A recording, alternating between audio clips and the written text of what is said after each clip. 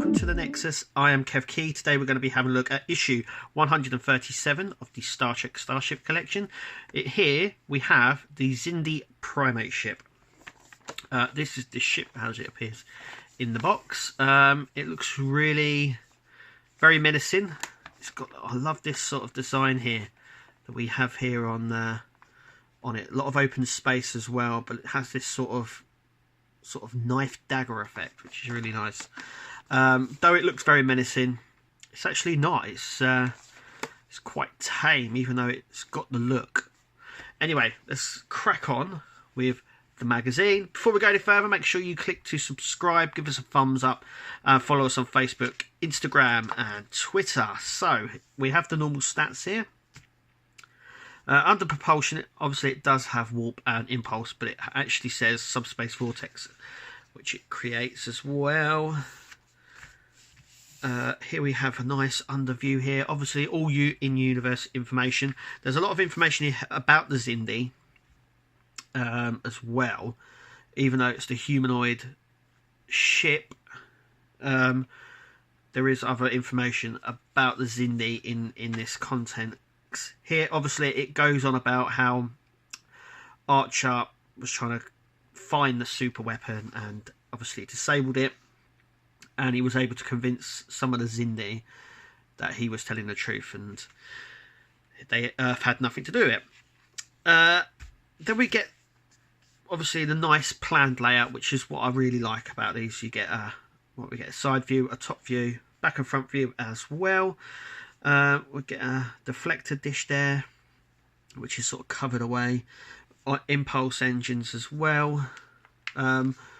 So yeah, we get some nice little stats down the bottom, which I really like. I like this sort of bits. Then we come on to the designing of the Xindi-Primate ship. Yeah, so it's got some really nice designs. It was surprisingly designed very quickly as well.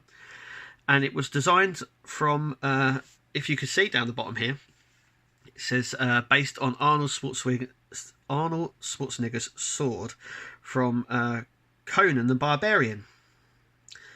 So it's got some of that sort of dagger knife sort of look about it as well. And we get some nice variations here that they were going to actually add camo to this as well. Digital camo, I do believe, as well. That the blue digital camo that the US Air Force was using at the time. I mean, that would have looked cool, but they obviously went for the green colour. That would have matched up with the rest of the Xindi ships as well, where the camo effect really wouldn't. Also as well, it does have this menacing battleship look, but actually it's a pretty standard ship really. No match for the reptilians or the insectoids. Here we go on about the Star Trek Enterprise, the Xindi arc.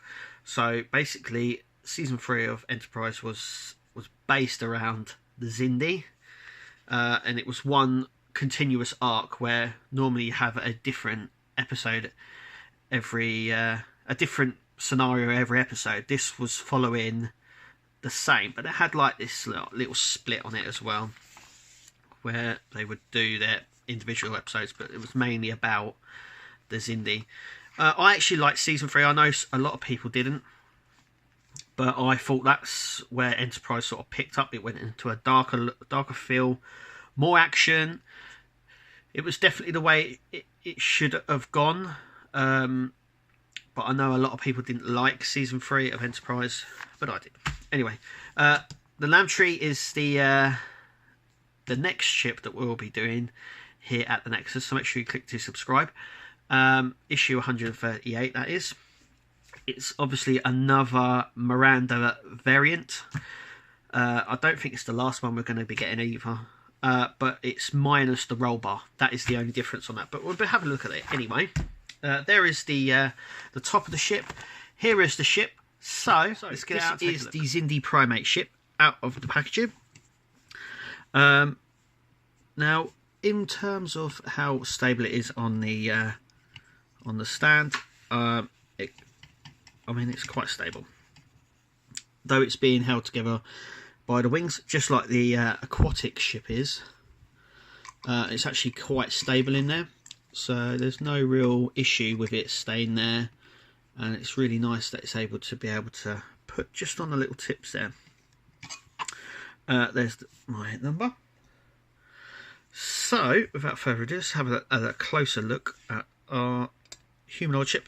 In terms of Xindi ships, I think this may be the last one we get in the series if they don't extend it. I think there's a few shuttles. I think there's an insectoid shuttle we saw, and there's Daedalus ship as well. Both we've not got, but that doesn't necessarily mean that we're not going to get them. Now, the only reason I say that we probably won't get them is because there's been no word yet on the extension of this series. So, and at the moment it stands at 160, which seems to be what it may finish at. Also, as well, why I say it's the last Xindi ship we got, we have the majority of the Xindi ships. We have reptilian, the aquatics, insectoids. We now have the primates. The other ship that I don't think they're going to do is the Arboreals ship. Now, the Arboreal ship is the same as the Tellarite ship that we got, which they just recoloured. And as we have that as a Tellarite ship, I doubt we'll end up getting it. But there's some nice detailing on here. I mean, it looks really nice. It's got this really sort of daggery look to it. We've got some nice features going on here. We've got the windows down the side here. Got a little docking hatch there. At the back here we got the engines. They're just painted, so there's no clear plastic on this one. The bottom section here is die cast, so it's got a fair bit of weight to the back of it, which helps it in the stand.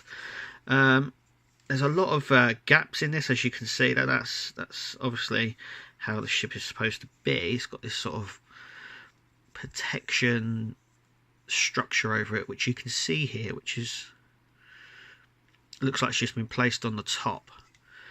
Obviously there's where the deflector dish is. There's not much more really to say about it, other than it's a really nice addition to the collection, especially if you like the Xindi as well. It's definitely worth getting, picking up, because it obviously nearly completes, as we've just discussed.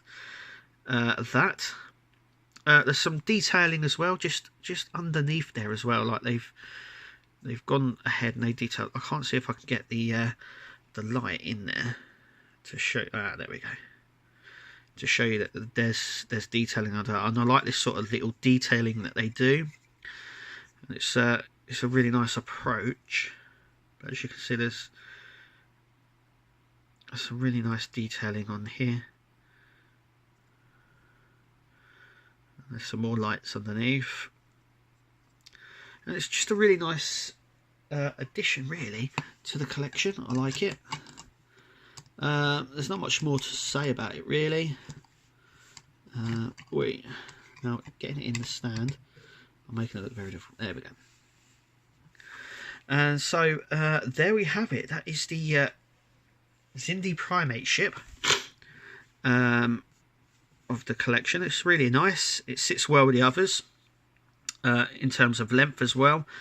But that's it from us here at the Nexus. I hope you enjoyed the video, and we'll see you hopefully at the next video.